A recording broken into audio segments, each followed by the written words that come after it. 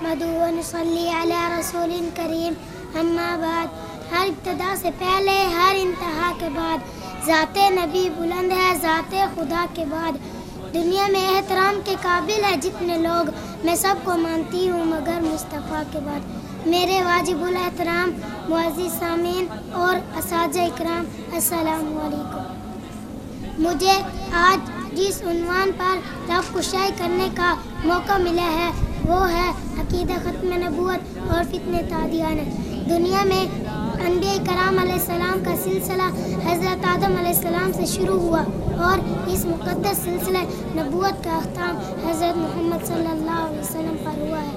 حضرت محمد صلی اللہ علیہ وسلم کے بعد جو شخص بھی نبوت کا دعویٰ کرے گا وہ کافر مرتد اور زندیق ہوگا.